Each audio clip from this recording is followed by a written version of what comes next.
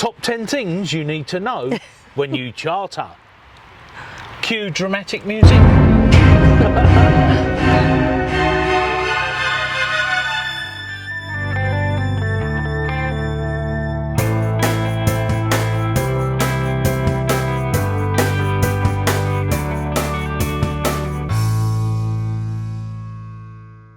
Hello everyone, we're out on location. Welcome to this beautiful Saturday morning. The sun is shining, the sky is blue, and it is just gorgeous here. And it's the 5th of November. And it's the 5th of November, and we're in Turkey. We thought we'd talk you through some of the items we found lacking on the charter boat that we have recently been out on.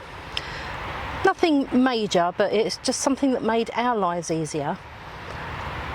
Yeah, we've chartered before, so we kind of know what's lacking on bareboat charters, and it's stuff that we think you should know about, and you probably don't. So if you're a first-time charterer, or you've not chartered before, or you're just going along for the ride, then there's some stuff that we would recommend you take with you, and it's fairly light and easy to carry, and it's stuff that you'll have on your own boat, or that you can find useful elsewhere.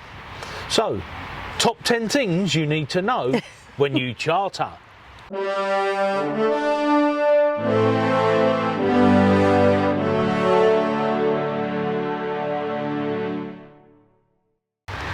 So these are in no particular order, but We're just glad we took them with us. we're glad we took them with us, yeah, exactly.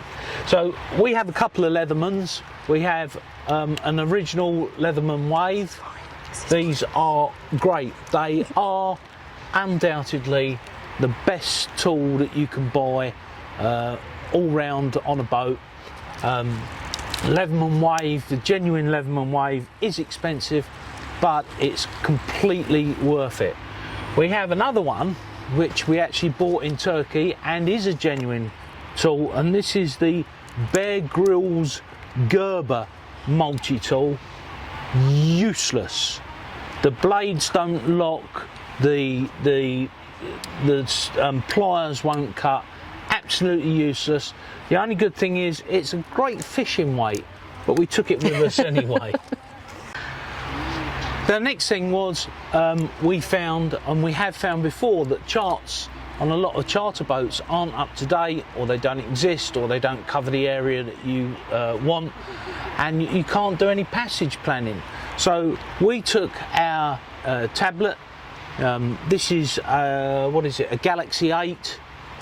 It's got Navionics. It's got Windy. It's got OpenCPN on it. This is our backup. It's this one that got.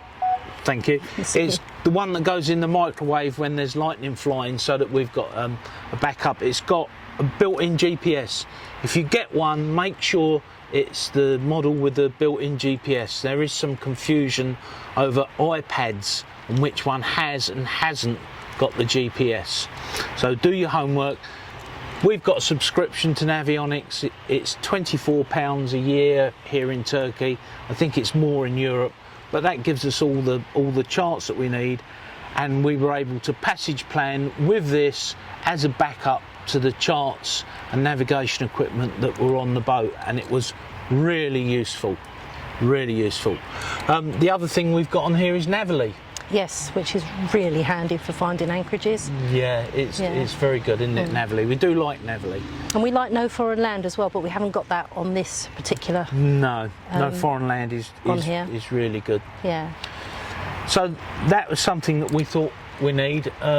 It was handy when there was like 6 of us wanted to look at where we were going and plan our passage, because obviously the built-in one was on the chart table, which was access for one person. Yeah. So we did find it handy for that, so that we could all discuss where we wanted to go and what we were going to do. Yeah, some of the others had Navily and Navionics as well. David had Navionics with him, and Keith had Navily, I believe. So there was, you know, it was handy. We could sit around the table, decide where we wanted to go, look at the weather, and we did have to do a bit of weather dodging, and having the right charts and up-to-date weather information was really handy. Yeah, it was. We took our dongle. We've got a Turkcell dongle which gives us 100 gigabytes a month, and our phones as well. We've both got smartphones, and both of those can be paired to the tablet, so really useful. What was next, madam? The other thing we found invaluable was this, the rangefinder. Now, we've spoken about this before. This is a golfing one, I believe. Yeah. It wasn't expensive. It's handy for, I'll let him do the technical explanation. I know how to use it, but I don't know the techniques. So, golf rangefinder, we've talked about this before on anchoring. If you're anchoring, this is an absolute must, especially in a tight anchorage. So this one works in feet and yards, and it's also in metric. It's one touch button to change it. It also gives you a speed thing, which why you'd want, I don't know. But what we do is we go into an anchorage. This has got 5 times magnification as well. So when you look through this, it's like having a set of binoculars, and you point it at the nearest boat. You know how much chain you've got out, and it will tell you the distance that you are from that boat as you are at that moment. Let me show you a diagram. Insert diagram here. So these are cheap or cheapish. Amazon, eBay, Trendyol if you're here in Turkey. Great, and it came in really handy. Not just for range finding from other boats, but also from the land as well. So a really handy piece of kit. And also, because the lens magnifies, if somebody's got the binoculars and you want to look at something also in the same spot, you can just literally look at this and look up onto the land and usually pick out the subject you want to see. Exactly. The magnification on that is about 5, I think. Yeah. So a good set of binoculars also. Now, actually, the bare boat that we had a set of binoculars, and they were quite good ones. But we take ours everywhere with us, even when we're out in the car or on the scooters. These are old. They're very old. They're nearly as old as me, which is ancient. Good set of binoculars. What can I say? It's worth investing in a half decent set. You want coated lenses, and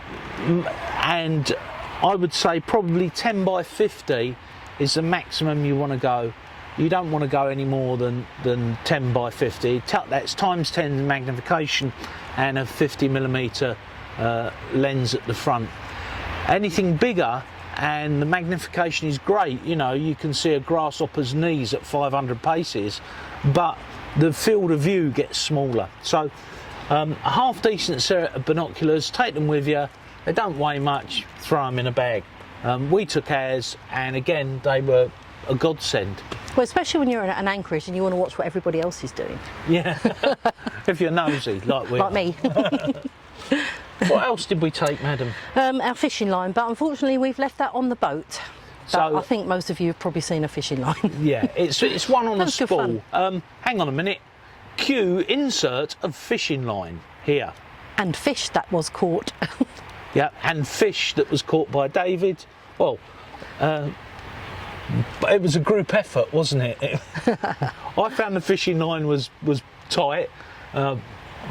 Keith pulled it in, and David and Keith took photographs. Cue photos. What else, madam? Right, we took our own courtesy flags, because although we are in Turkey and the boat is Turkish registered, just to let other people know that there were British people on board. So we took our own courtesy flag. Rule Britannia. Rule Britannia.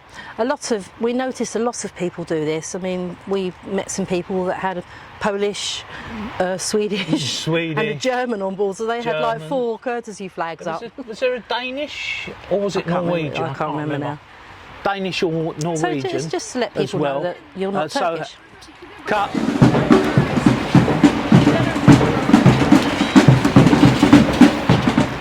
Yeah, was it Danish or was it Norwegian? I really can't remember now. What it was. But I know they had 4 courtesy flags, and I asked the question, why have they got 4? And it's because there was 4 different nationalities on the Exactly. On the boat. So yeah, take your own courtesy flag. Something that was really lacking on the boat was Any line. They had all the mooring lines and all the lines for tying back to the rocks, which we did use. But a couple of times we just needed an extra piece of line, and there was nothing on the boat. so when we were swimming. Yeah, When we were swimming, normally we'd throw a fender over the back of the boat. of course.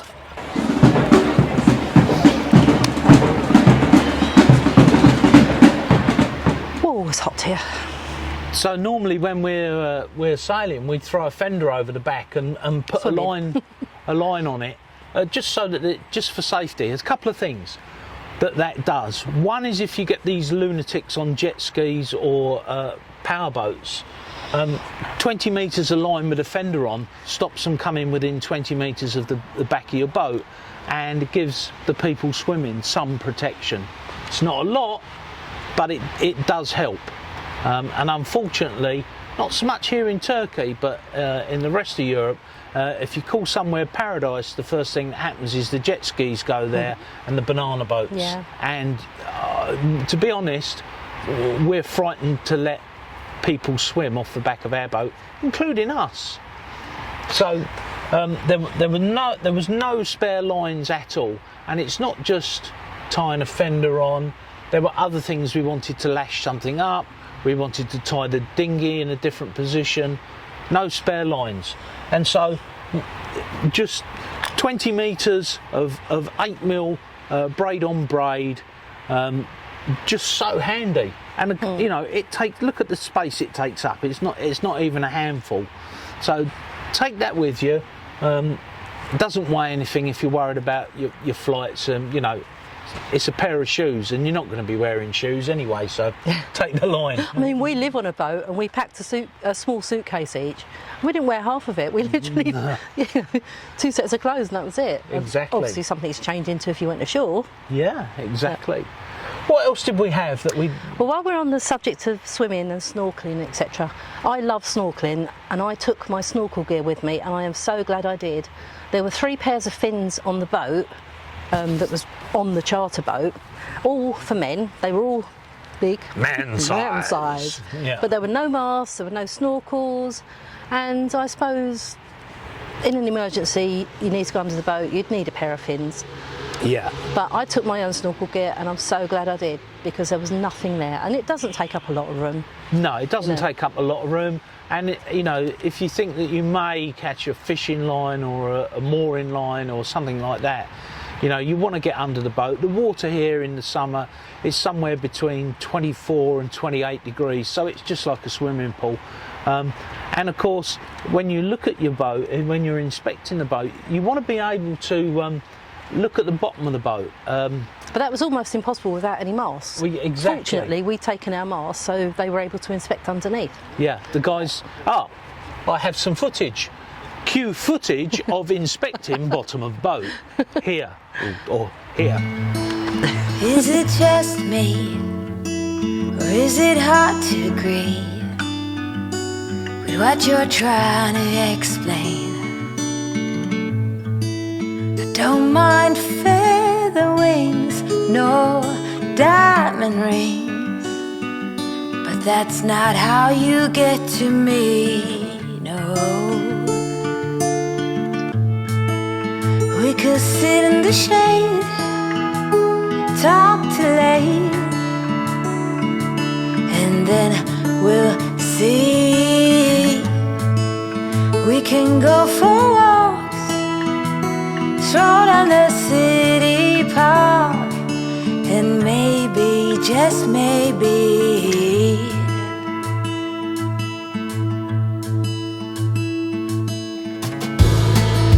sweet delivery is never guaranteed, no matter the place or time. Oh, I like when you're whispering and really listening. Not too much fuss, so keep it could sit in the shade, talk till late, and then we'll see. We can go for walks, stroll on the city park, and maybe, just maybe,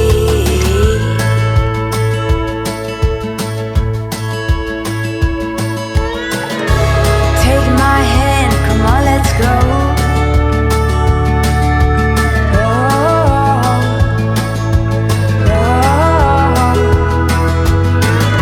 Leave expectations and false behaviors.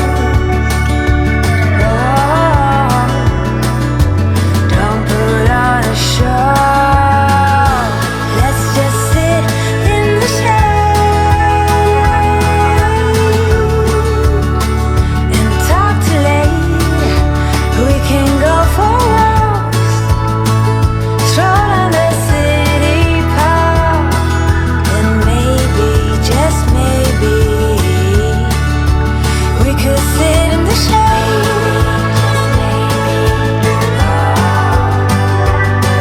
and maybe, just maybe, we could go for walks, and maybe, just maybe.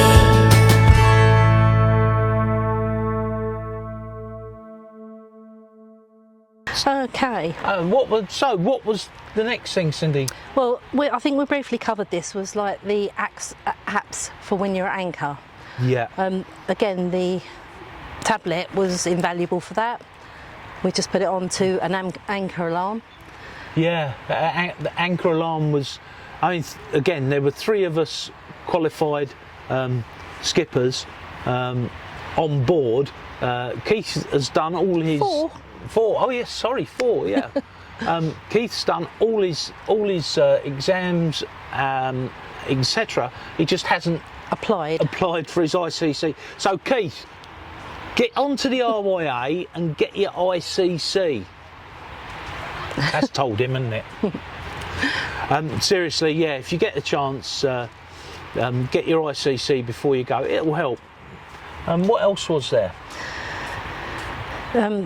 One thing we noticed quite a lack of on the charter boat was sockets for plugging your phones in, Yeah. etc. Although there was one set in each room, we've got 2 phones. Everybody had a phone each, and the tablets, and everybody else took their tablets. So we Yeah. were rather lacking in power. power. It had an inverter, didn't it? It did have an inverter, But yeah. I think the batteries were kind of End of season. end of. Very well They were put. very end of season. They had a hard life during the summer. We had 450 amp hours of batteries on the boat. Had a Victron inverter on there. While the engine was running, we tried to charge up as much as we could, but you know, there was, for all of us on the boat, Well, and yeah. being power hungry, we used quite a lot of power, and a couple of times we went back to our power packs. Yeah. So that's something else. Take a power pack. We've got a couple of these. This is the Philips 10. This is amazing. I can't remember how many watts it is. It does tell you on here. But you can add that in after, can't you? Battery capacity 10,000 milliamp hours. So that's pretty good. I mean, that will do an iPhone 4 or 5 times, and it will do an iPad 2 or 3 times. And it's got Thunderbolt 3, Thunderbolt 4, USB-C, so it will charge really quick from a suitable charger. And we've got one of these. This is, I can't remember what make it is. It's a no-name brand. This is 5,000 milliamp hours. So this one is half of that one. This one has got a solar panel on the front, which helps it charge. I say helps it charge because it still takes about 2.5 days to go from uncharged to charge. But these power bricks, really useful. take one or two of them with you. We also bought a small extension lead that had 3 European sockets and 3 USB ports. That was really handy as well for everybody to use. So yeah, that was really handy.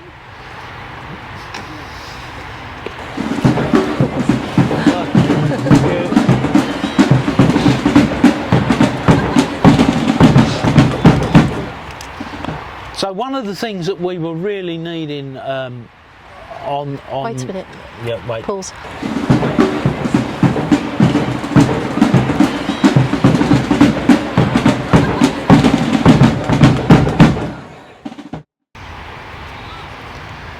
So luckily, as I said, we've done bareboat charter before many years ago, and my head chef Sid, and the other ladies, Caroline and Liz, we knew that we wouldn't be able to. We didn't want to buy a big block of something to go on the boat because we were only there for 10 days. I meant throwing it away. Luckily, we live in Turkey, so we were able to take it back to our boat with us. But obviously, if you're chartering a boat, you don't want to be left with loads of condiments and bits and bobs. So we took stuff from the boat, which we knew we probably wouldn't get. But GoCheck was actually quite good for... It was quite good for buying things. The only thing I would say, if you're really particular about your cup of tea, like I am, take your own tea bags, because Turkish tea is okay. It's black tea. I love it. Chai. I love the black tea. You drink it without milk. It's great. I love it. Cindy's not too keen on it. But it's okay. What else did you take, darling? I'm not going to say the brand name, but I think you can probably work out what these are. Oxo. They're Oxos. These are my go-to for everything, and you cannot buy them over here, anywhere. So I took my own supply. Yeah, they're like. And Liz also bought me some back from Switzerland for me as well. Yeah. How do we describe Oxo? Because I don't know if you get them in the States. They're stock. Beef stock. They're stock cubes, not necessarily beef. I've got vegetable stock cubes. You can get chicken. They're lovely. If you haven't had Oxo in hot water, it's you haven't lived. Lovely. But I find them really useful for cooking. So I just took some mixed herbs because I didn't want to go and buy 5 or 6 different tubs of herbs for cooking. No. So I took one of mixed herbs, which I could bring back with me. But obviously, if you're travelling from the UK or anywhere, that just slips in your handbag or your suitcase. Just trying to save a bit of money, really. So. Yeah, and we had some cracking meals while we were on board. We had Caroline did a chilli, didn't she? Yeah. And you did a spag bowl. Spaghetti bolognese. We had sausage and mash. And pasta, absolutely great. So they were probably the things that we would recommend that you take. If you've got some more or some other ideas or experiences, stick it in the comments. Talking about comments and housekeeping, just need to mention this. If you are already subscribed, go and hit the notification bell, because YouTube has been culling our subscribers, and you won't get notified of our videos or any of our output unless you hit that notification bell. So go and hit the notification bell. And if you're not subscribed, why not? Please subscribe. Please subscribe. We'd really like to hit our target of 10,000 subscribers by Christmas, and it's 5th of November. 5th of November now. So come on, guys. Go and subscribe. You never know what you're going to get with us. It can be history and touring round, or it can be top tips, or it can be electronics, or it can be Cindy's cooking tips. You never know. It's like opening a magazine when you open up Impavidus. There you are. You won't hear any better than that as a as an advert for us. So please hit subscribe, hit the notification bell. Or if you really want to help us, become a Patreon. Yeah. Thank you to our Patreons. Yeah, well, we were on the boat. We were on the boat with 2 Patreons. 2 Patreons, so yeah, both Keith and David are Patrons, and we've recently had a couple of other new ones.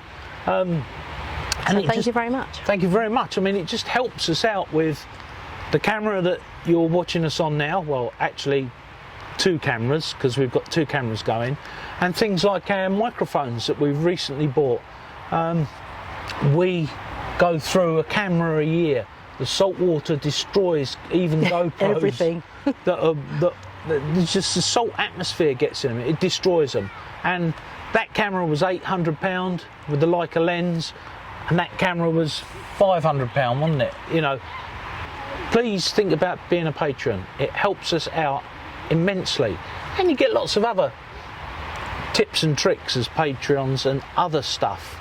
Go and take a look at our Patreon page. Well, I hope that those top tips and tricks for the things that you're going to need, the top 10 things you're going to need on a charter, Helped. And as always, we like to pass on stuff to you guys, so you don't make the same mistakes that we've made over the years. 40 years plus sailing, we've made some big ones, I tell you. So until next time, folks, Stay safe. sail safe. Bye bye. Bye.